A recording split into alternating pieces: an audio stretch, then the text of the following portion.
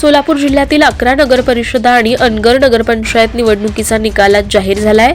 अनेक ठिकाणी नात्यागोत्याचे राजकारण झाल्याचं दिसून येत आहे। करमाळा नगर परिषद निवडणुकीत भाजपाच्या तिकिटावर एकाच घरातील तिघे निवडून आलेत। तसेच सावंत कुटुंबातील पती पत्नी आणि भाऊजाई हेही विजयी झालेत। तर पंढरपुरात मात्र कुटुंबातील एकालाच मतदारांनी संधी देत दुसऱ्या व्यक्तीला नाकारलंय। मंगळवेढ्यात 40 महिलांनी एकत्र येऊन मतदान केलेले तीर्थक्षेत्र विकास आघाडीचे उमेदवार प्रमोद सावंतजी हे प्रभाग 2 मधून विजयी झालेत। करमाळा नगर परिषद निवडणुकीत माजी आमदार जयवंतराव जगताप यांची सत्ता उलटवून टाकत मोहिनी सावंत या नगराध्यक्षपदी विजयी झाल्यात। सावंत कुटुंबातील तिघे एकाच वेळी नगर परिषदेत विजयी झालेत। मोहिनी सावंत यांचे पती आणि जाऊ असे तिघे करमाळा नगर परिषदेत असणार आहेत।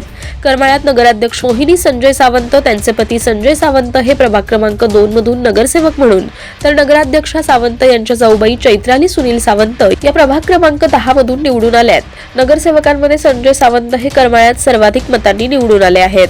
संजय सावंत यांच्या कुटुंबातील डी.के. सावंत हे 1967 मध्ये करमाळ्याचे नगराध्यक्ष होते।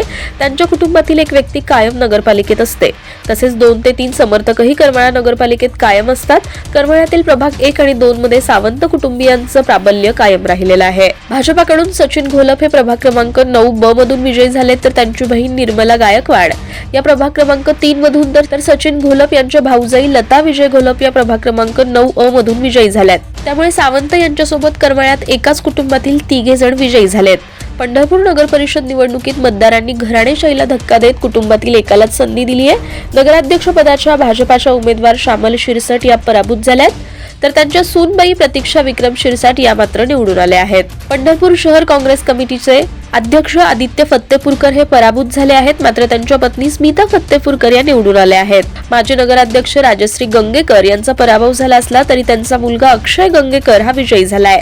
त्यामुळे पंढरपूरच्या मतदारांनी कुटुंबातील एकालाच संधी दिली आहे। तर मंगळवेढ्यात एकाच कुटुंबातील 40 महिला मतदानासाठी एकत्र आल्या होत्या आणि त्यांनी मतदान केलेलं तीर्थक्षेत्र विकास आघाडीचे उमेदवार प्रमोद सावंतजी हे प्रभाग क्रमांक 2 मधून निवडून आले आहेत।